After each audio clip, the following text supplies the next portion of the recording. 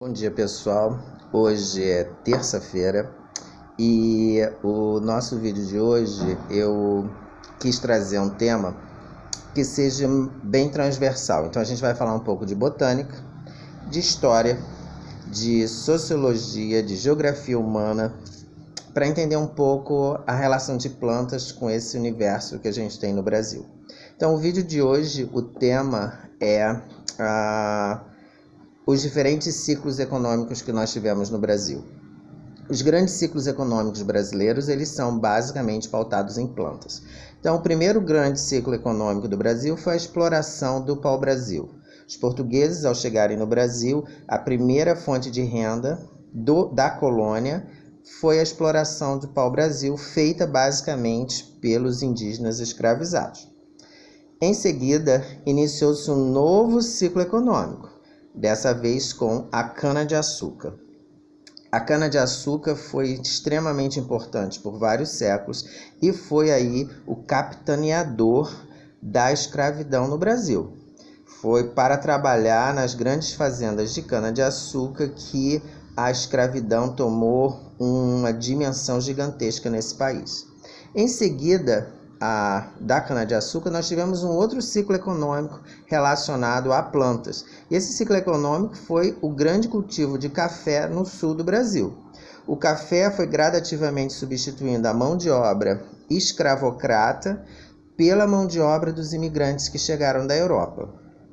Esse ciclo do café foi substituído regionalmente por diferentes outros ciclos econômicos. Na região norte, o ciclo da seringueira, ou seja, o ciclo da borracha, que é a extração do látex da seringueira, e na região nordeste, o ciclo do algodão. E mais recentemente, a gente tem dois ciclos econômicos muito fortes que são hoje no Brasil, que é o ciclo da produção de grandes monoculturas, grandes latifúndios de produção de soja e milho, e aqui no Nordeste, na região litorânea, ainda permanece um grande cultivo de cana-de-açúcar.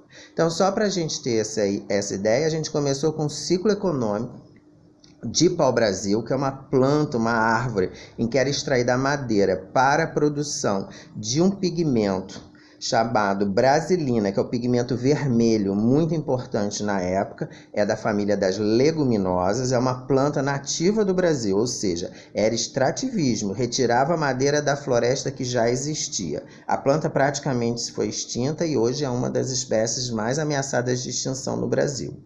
E depois falamos do ciclo da cana-de-açúcar, que é uma monocultura, que essa cana-de-açúcar foi trazida da Ásia pelos portugueses e espanhóis e se espalhou enormemente, tanto pelas ilhas caribenhas quanto pela costa brasileira, razão que os holandeses vieram aqui para o nordeste do Brasil. Uma monocotiledônia da família Poácea. O outro ciclo econômico, então, que nós tivemos foi o café. O café trazido das Guianas para plantio no Brasil, que se espalhou enormemente, fez grande fortuna, especialmente em São Paulo e Minas Gerais, é da família Rubiácea, amplamente cultivada e até hoje uma grande fonte de renda para o governo brasileiro, a exportação de café. O outro ciclo econômico que a gente tratou foi da seringueira. Seringueira é uma exploração extrativista que teve um grande incentivo na ocupação da Amazônia no início do século XIX e XX, especialmente o século XX.